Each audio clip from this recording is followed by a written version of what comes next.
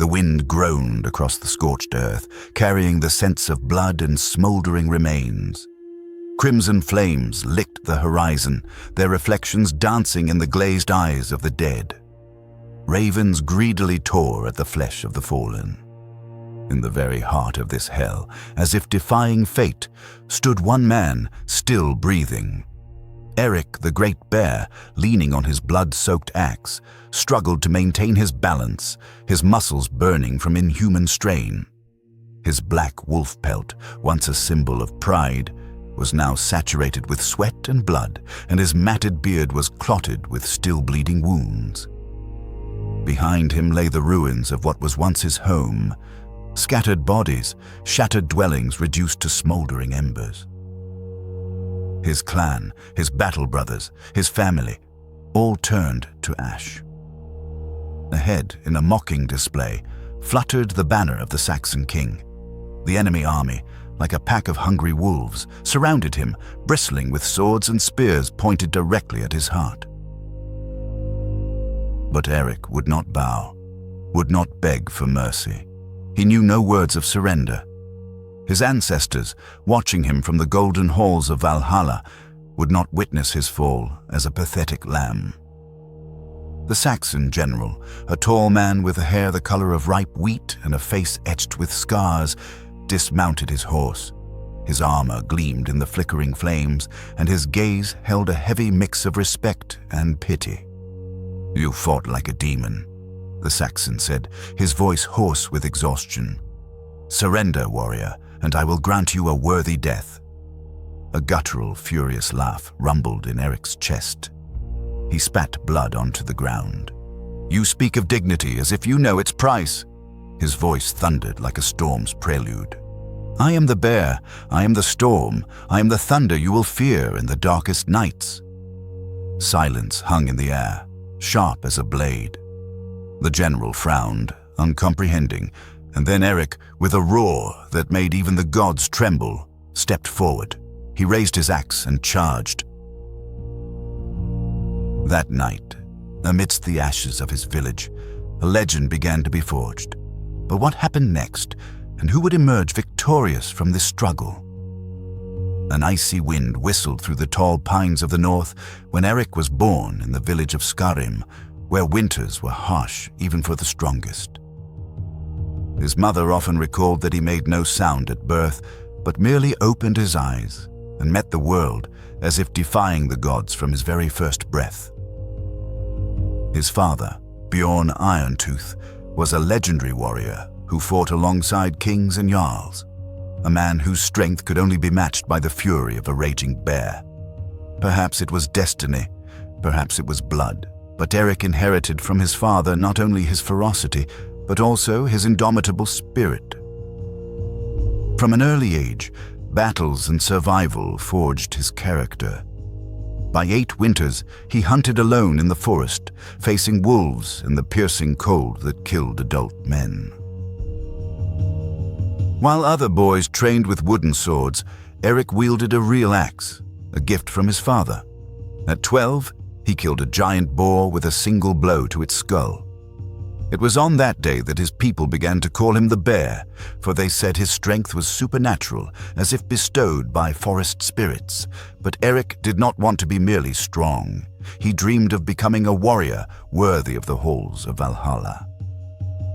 The true test came when an enemy clan attacked his village. At 15, he picked up a fallen warrior's shield and fought alongside the adult men, cutting down 3 enemies before the battle concluded. When the bodies were counted, it was found that he had killed more men than many veterans. That night, his father looked at him and, for the first time, saw not a boy, but a warrior. But what awaited him? Years passed, and Eric grew into a formidable and respected warrior. His name was whispered by enemies and sung in the sagas of skalds who witnessed his deeds. He sailed the icy seas, plundered Saxon strongholds, and fought against Franks and Slavs.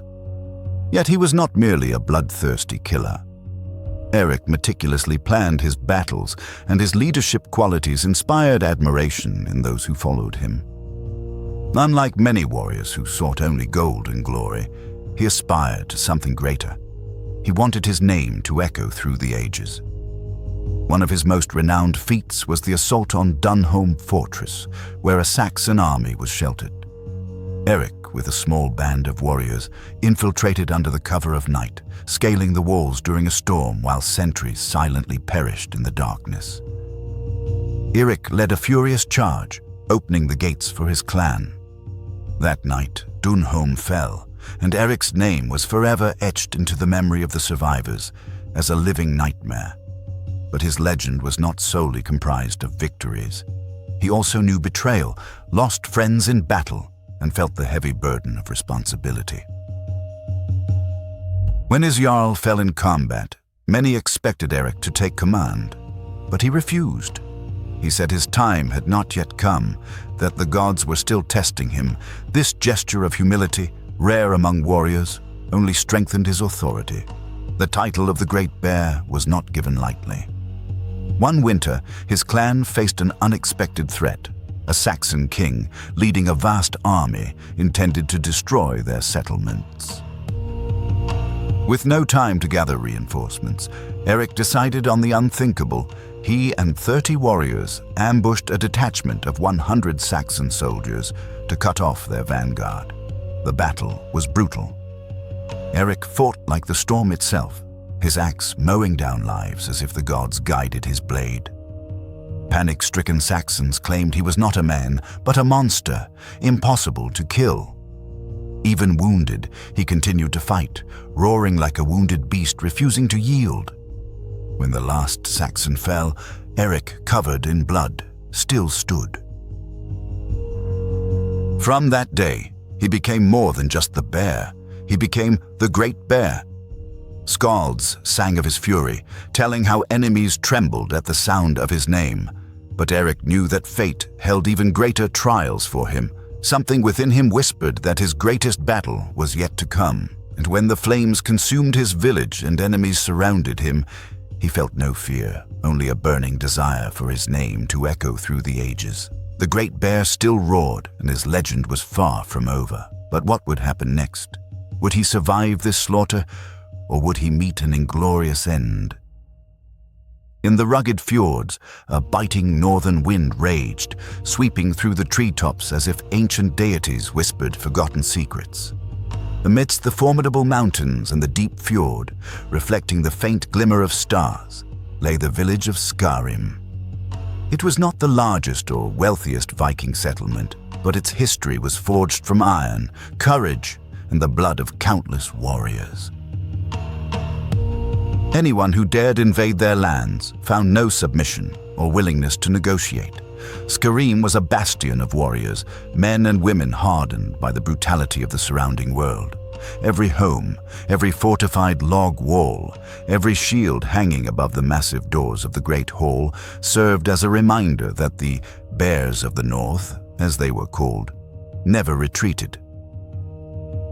Legends told that Skarim's first settlers were led not by chance, but by an ancient spirit, a massive white bear that guided them to these lands and fought alongside them against hostile tribes seeking to seize their territory. After the final battle, the bear died of its wounds and, according to legend, its spirit merged with the land and mountains, becoming the village's eternal protector. Thus, the bear was a sacred symbol of Skarim. Young warriors, upon reaching adulthood, had to journey into the icy mountains and hunt a bear to prove their worth, not only to demonstrate their strength, but also to connect with the village's spirit, to become part of its living legend. This is how Eric received his name. Unlike other youths who simply killed the beast and returned with its hide as a trophy, Eric did something unexpected. He tracked a massive bear for several days, enduring piercing cold and hunger until he found the beast. Wounded and cornered, it roared at him, ready to fight to the end. But Eric did not draw his sword. He allowed the beast to charge him, testing his strength against the animal's might. The struggle was fierce. For long minutes, man and beast confronted each other not as enemies, but as equals. Eric did not retreat, did not call for help. He surrendered to his instincts, absorbing the beast's fury until, exhausted and bleeding, he collapsed beside the bear. And then something happened. The animal, instead of attacking him again, simply looked into his eyes as if recognizing something more than just a warrior within him. Eric did not kill it. Instead, he descended the mountain, bearing the scars of battle as true proof of his victory. From then on, he was called the Great Bear, for it was said that he had become one with the village's spirit, and for many years, he was its fiercest protector. Skyrim was far more than just a fortified settlement, thanks to its location between majestic fjords and mountains. It was a strategic stronghold of the Norse lands. The village controlled an important passage for traders, explorers, and invaders. Merchant ships arrived from all directions to exchange furs, precious metals, and weapons forged by Skyrim's legendary smiths. Furthermore, the village boasted one of the finest warrior forces in Scandinavia. They lacked the sheer numbers of larger kingdoms, but every man and woman who wielded a sword was taught from childhood to fight as if their life depended on it, because in truth, it did. Their warriors were not just soldiers, they were hunters, seafarers, strategists, and many had crossed the North Sea to raid distant lands. Warriors from Skyrim fought alongside powerful jarls, their names echoing across battlefields. It was this that drew the attention of the Saxons. Across the sea, in the Saxon lands, Christian kings were growing concerned. For years, they had watched their monasteries plundered, their villages burned, their wealth carried away by northern warriors who appeared like brutal storms and vanished before they could be repelled. But the Saxons were not fools. They began to study their enemies, mapping their settlements, capturing spies, interrogating prisoners, and in every story they heard, one name consistently surfaced: Skyrim. Spies spoke of an impregnable village of fearless warriors, of a chieftain whose name was uttered with reverence, Eric the Great Bear. The Saxons understood that if they wanted to break the power of the Vikings, they needed to destroy their foundation, and what better way than to crush their strongest people? And so, the Saxon king dispatched his armies to the north, but this was no ordinary fleet. He had assembled the finest warriors of his land, renowned generals and commanders, seasoned in the art of war. They came not merely to raid, they came to annihilate. Unbeknownst to Eric and his people, death was already crossing the sea. Saxon ships sailed under the cover of night, carrying hardened warriors eager for battle. The plan was not just to attack, but to encircle the village, destroy its supplies, and ensure that no survivor escaped. Skyrim was about to face the greatest trial in its history, and when the battle erupted, it would be Eric the Great Bear who would decide the fate of his people.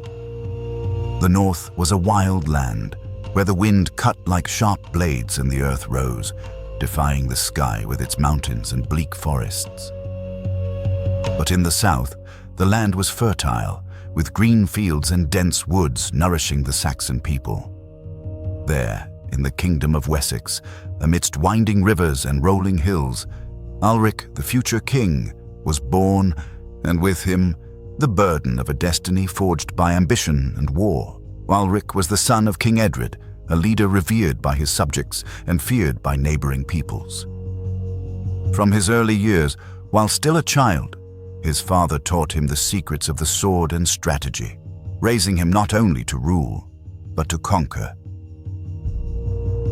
It was not mere brute strength that would make him king, but the ability to maneuver through alliances and betrayals, to negotiate and, when necessary, to ruthlessly crush enemies. From his youth, Ulrich distinguished himself not only by the strength of his arm, but by the coolness of his heart.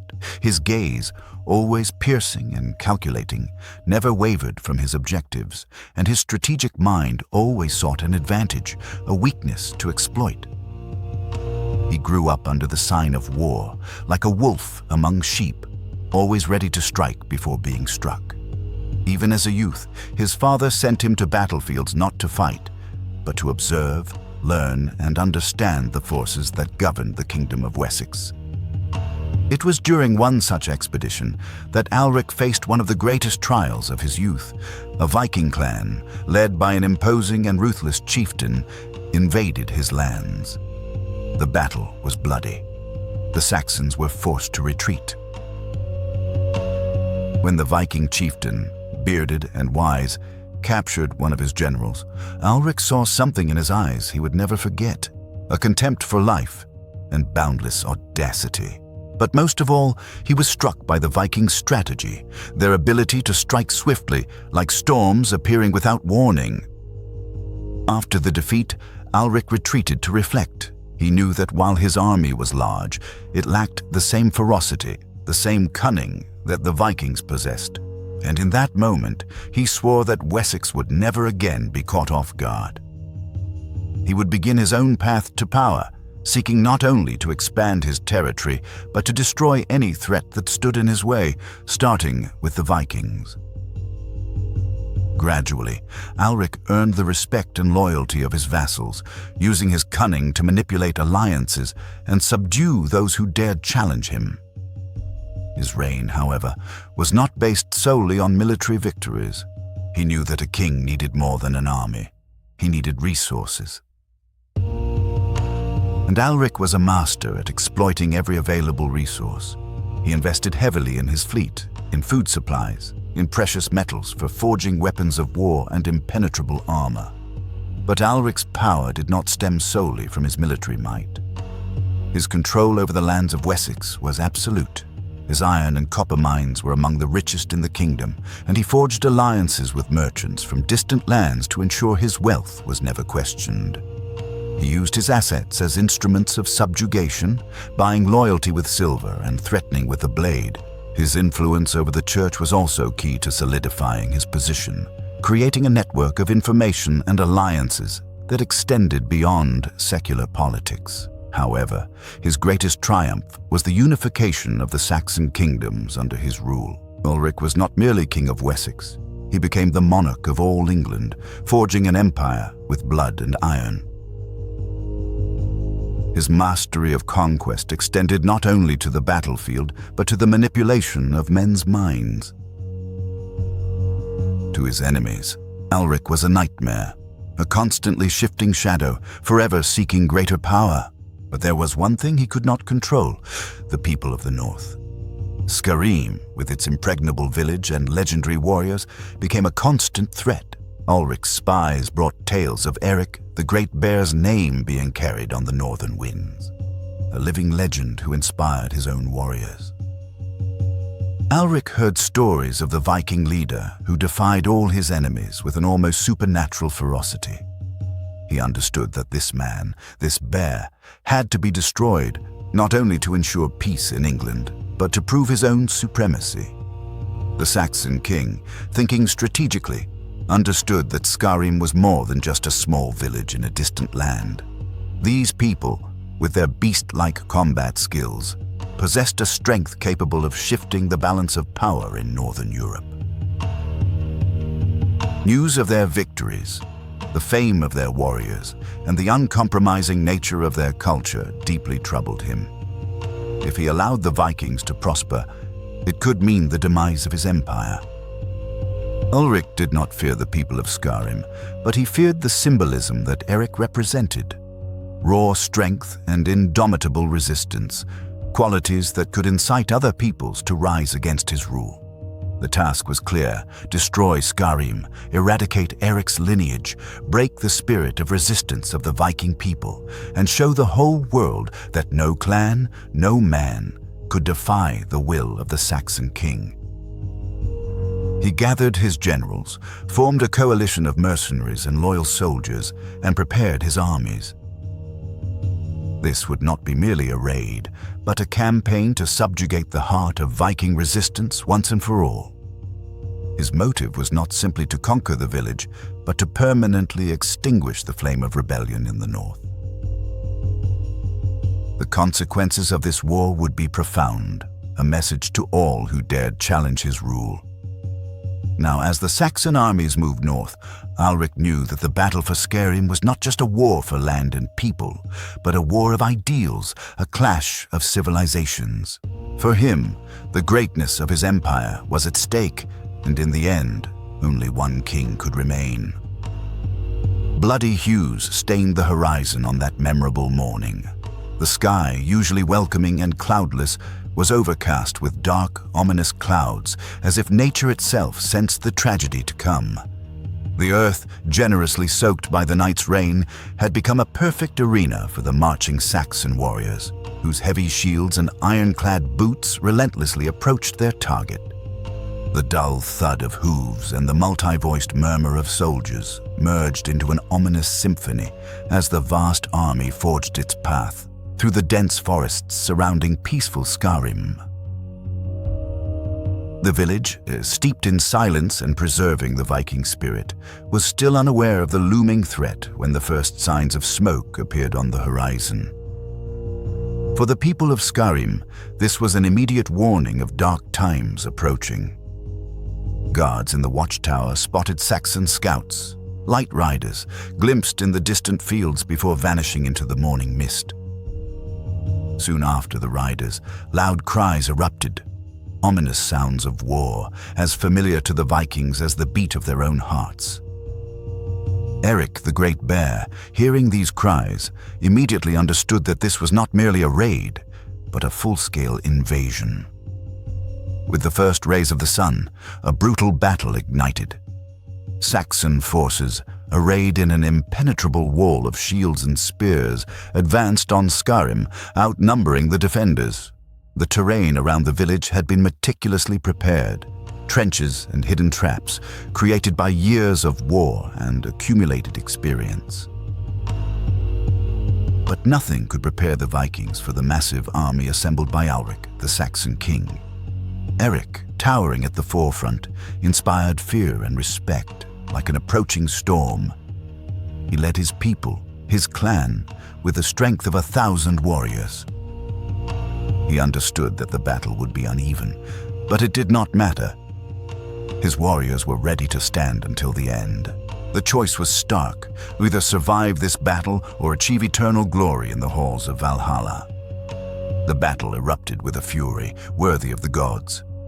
The Saxons advanced like an unstoppable wave of iron, their swords and axes gleaming in the rays of the rising sun. The Vikings responded with a furious war cry, the sound of clashing axes and shields, and roars filled with rage that echoed throughout the village. It was a brutal and merciless clash where every blow could be fatal. Under the Saxon onslaught, the warriors of Scarim retreated to their fortifications, desperately trying to hold back the relentless enemy advance. Eric fought with incredible strength. His axe, like an extension of his own arm, descended upon enemies with deadly precision. He was everywhere, his thunderous roar echoing across the battlefield, drawing Saxons like bees to honey. Every movement he made was the embodiment of Viking fury. He cut down knights, broke through lines of soldiers, and split shields as if they were paper. But the numerical superiority was too great. For every fallen Saxon warrior, 5 more were ready to take his place. The men of Scarim, despite their ferocity, were gradually exhausted under the pressure of the enormous enemy army. With each passing minute, more Vikings fell, their spears splintering, their swords shattering. The air filled with the scent of blood and iron, and the sound of battle became deafening. In the very center of this chaos, Eric the Great Bear continued to fight with furious rage. His black wolf pelt was soaked with blood, not only his own, but the blood of his enemies and his fallen battle brothers. The ground was strewn with the bodies of Saxons and Vikings, a horrifying sight, but the pressure became unbearable. At one point, as the weight of the enemy's assault seemed insurmountable, Eric took a treacherous blow to his side. He staggered, the sword blade slicing his flesh, and sharp pain made him stumble. But he stood firm, his eyes still burning with fury, though his strength was waning. The Saxons surrounded him, closing in with ruthless precision. At that moment, the Saxon general approached Eric, dismounting his horse. His gaze held respect mixed with pity. His voice was quiet, but weariness resonated within it. "You fought like a demon," he said, and the weight of his words was evident in how the Saxons froze, watching. "Surrender, warrior, and I will grant you a worthy end." Everyone understood that Eric's hour had come, but his reply thundered, full of unyielding pride. "You speak of dignity as if you know what it is? I am the bear, I am the storm, I am the thunder you will fear in moonless nights." Silence descended, sharp as a blade. The general frowned in bewilderment. Then Eric, with a furious roar, charged, making the very gods tremble. He raised his axe and unleashed it upon his enemies. Viking fury, a final burst of rage, swept across the battlefield. Eric cut and killed. Blood flowed in rivers. Bodies fell at the great warrior's feet, but there were too many. Finally, exhausted and surrounded, Eric the Great Bear fell. The last thing he saw was the Saxon king's banner, a symbol of his people's curse. Skarim was captured, the clan destroyed, but the legend of Eric the Great Bear did not die with the battle. It was etched into the hearts of the few survivors who carried his story forward, singing it in the halls of Valhalla. The roar of the bear, the thunder of Skarim, would never be forgotten. The Saxons won the battle, but they knew they had faced an enemy unlike any they had seen before. The Saxon king may have conquered the land, but he could never destroy the legend born on that battlefield.